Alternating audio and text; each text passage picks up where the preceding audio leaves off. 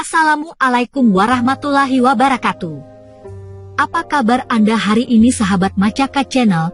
Semoga hari ini kita selalu diberi kesehatan oleh Allah Subhanahu wa Ta'ala. Hari ini kita akan membahas terkait inilah resiko bagi orang yang meremehkan waktu sholat. Sholat merupakan tiang agama. Apabila seorang muslim yang tidak meyakini perintah wajib sholat, maka gugurlah keislamannya. Sholat merupakan amal ibadah yang paling utama di dalam Islam.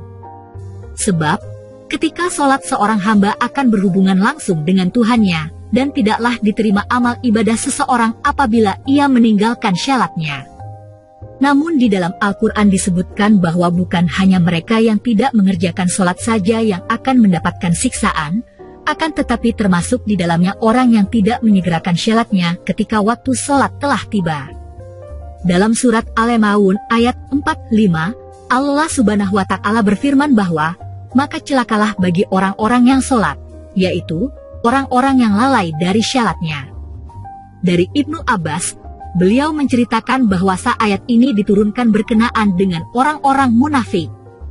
Karena mereka senantiasa memamerkan syaratnya di hadapan orang-orang mukmin secara ria, saat orang-orang mukmin berada di tengah mereka. Namun jika orang-orang mukmin tidak ada, maka mereka meninggalkan salatnya dan mereka juga tidak mau memberikan pinjaman barang miliknya kepada orang-orang mukmin. Suatu ketika putri tercinta Rasulullah Shallallahu Alaihi Wasallam, Fatimah Az-Zahra bertanya kepada ayahnya tentang apa yang akan terjadi pada orang yang melalaikan syaratnya. Duhai ayahku, apakah yang akan menimpa seorang lelaki atau wanita yang meremehkan sholat? Dan Rasulullah Shallallahu Alaihi Wasallam menjawab, wahai Fatimah, sesungguhnya siapa saja yang meremehkan sholat baik lelaki maupun wanita, maka Allah akan mengirimkan 15 bencana kepadanya. Ia akan mendapatkan 6 bencana di dunia, 3 di hari kematiannya, 3 di dalam kuburnya dan 3 di hari kiamat ketika ia keluar dari kuburnya. Adapun yang akan ia terima di dunia adalah Allah akan mencabut keberkahan dari umurnya. Allah akan mencabut keberkahan dari rizkinya. Allah akan menghapuskan cahaya orang soleh dari wajahnya. Seluruh amalan baik yang telah ia perbuat maka tidak akan mendapat imbalan. Doa-doanya tidak akan ada yang dikabulkan. Dia tidak akan mendapat bagian dari doa orang-orang yang soleh. Adapun yang akan ia terima di hari kematiannya adalah dia akan mati dalam keadaan terhina. Dia akan mati dalam keadaan kelaparan. Dia akan mati dalam kehausan.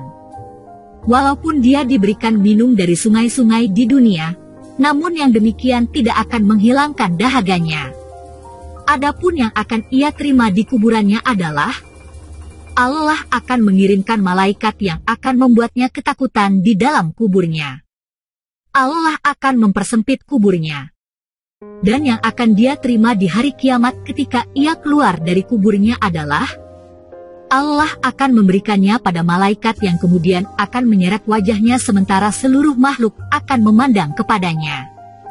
Dia akan dihisap dengan hisap yang sangat sulit. Allah tidak akan melihatnya dan tidak akan mensucikannya.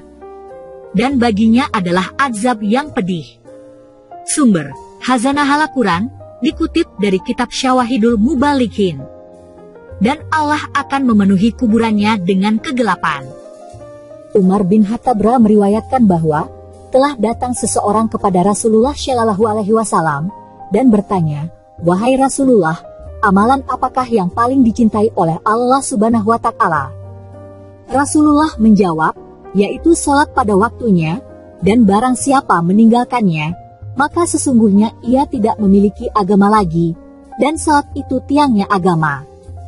Rasulullah Shallallahu Alaihi Wasallam bersabda bahwa amal yang pertama kali dihisap dari seorang hamba pada hari kiamat adalah syalatnya. Jika syalatnya baik maka ia telah sukses dan beruntunglah, dan sebaliknya, jika rusak syaratnya, maka sungguh telah gagal dan merugilah ia. Hadits riwayat Tirmizi dan yang lain dari Abu Hurairah.